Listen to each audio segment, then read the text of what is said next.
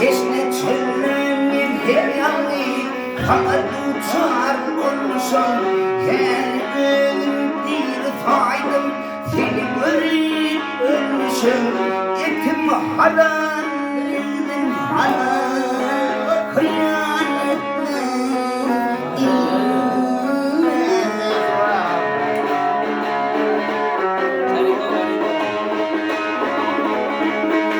Rekim dinleyemeyiz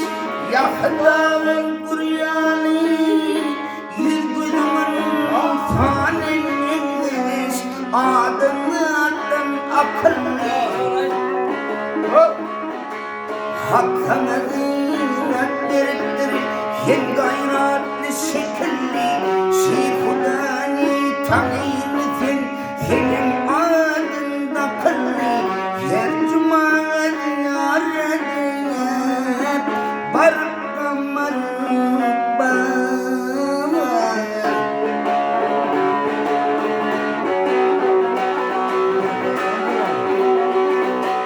Hatim kabul eyle Soğarım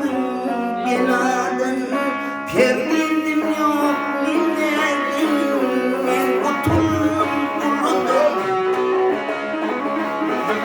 Toyda yansa kemimin Kilinledim yanımdan Sana da ömür dileyim Barkadı anladan Senin tarifini Aman baksın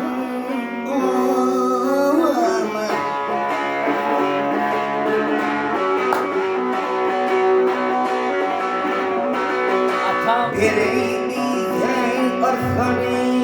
Oğlu büyüdü kutmanın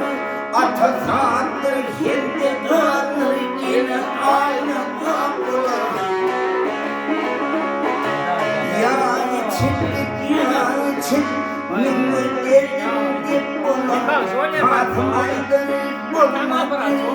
Günden elinde olan Barka kurtum inanırım Atıyar yok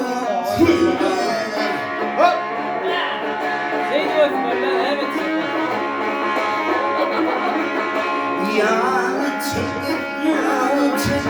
Yağ içindik yağ için Mümür dedim dip olan